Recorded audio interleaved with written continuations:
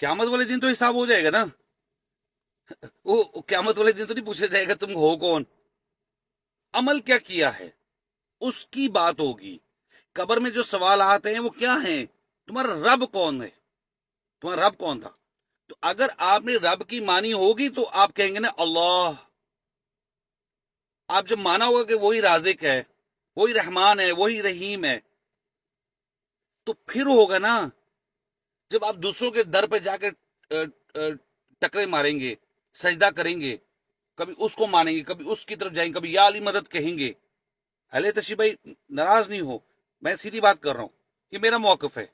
اگر آپ میری بات سن رہے ہیں تو یہ میرا موقف بیان ہو رہا ہے. سمجھ میں آتی تو ویلکم، نہیں آتی تو آپ کی مرضی ہے. اللہ تعالیٰ نے کسی بھی بندے کو ایسے خالی ہاتھ نہیں چھوڑا زندگی میں. کبھی نہ کبھی کسی نہ کسی موقع پر اس تک ہدایت حق کی بات پہنچائی ضرور ہے. تبھی تو حساب ہوگا نا. ایسے نہیں ہو سکتا کس تک پہنچا نہیں ہے اور پھر حساب ہو اس کا. تو اگر آپ نے یا علی اٹھتے بیٹھتے یا علی مدد کہنا ہے اور ان سے مدد لینی ہے تو پھر حساب آپ دیں گے نا. وہ تو نہیں دے گا جو قرآن حدیث پہ چل رہا ہے، جو اللہ سے مدد مانگ رہا ہے. من دینو کا، تیرا دین کیا تھا؟ دین پہ چلا ہوگا تو پھر ہوگا نا. من نبی ہوگا، تیرا نبی کون تھا؟ تو سنتوں پر عمل کیا ہوگا تو آپ وہاں جواب دیں گے نا محمد صلی اللہ علیہ وسلم.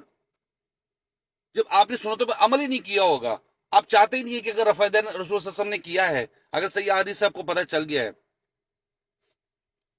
تو اگر آپ نے رفع دین کیا ہے تو آپ کو ڈر ہے اس بات کا کہ کہیں رسول صلی اللہ علیہ وسلم ناراض ہو جائیں گے آپ کے رفع دین کرنے سے، کہ آپ اہل حدیث سے نظر آتے تھے وہاں پر اور دیوبندی نظر نہیں آتے تھے اور بریلوی نظر نہیں آتے تھے.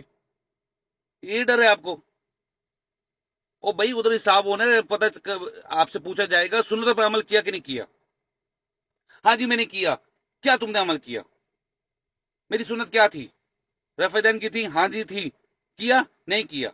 فرض نہیں ہے، میں نہیں کہتا یہ فرض ہے کہ لازمی کرنا ہے، لیکن کیا آپ کو شوق نہیں کہ رسول اللہ صلی اللہ علیہ وسلم نے کیا تو آپ نے بھی کرنا ہے؟ شوق نہیں ہے آپ کو؟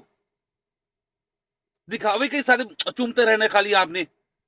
اس کو چومنا ہے جس کی بات ہی کوئی نہیں ہے، جس کی حدیث ہی کوئی نہیں ہے کہ نام آئے تو چومیں، نام آئے تو درود پڑھیں، 10 نیکیاں ملیں، 10 گناہ معاف ہوں، 10 درجات بلند ہوں آپ کے. اب وہ نہیں چاہتے. چومنے پہ لگا دیا ہمیں، بدعتوں پہ لگا دیا ہمیں. بدعت گمراہی ہے، ہر خطبے میں سنتے ہیں، اور ہر گمراہی دوزخ میں لے جائے گی. سمجھ میں نہیں آتی نہیں بات. پڑھیں گے تو سمجھ آئے گی نا. جب پڑھیں گے نہیں تو سمجھ کیسے آئے گی آپ کو؟ مجھے کیسے سمجھ آئے گی؟ مجھے کیسے پتا چلا کہ آپ مسلمان ہیں؟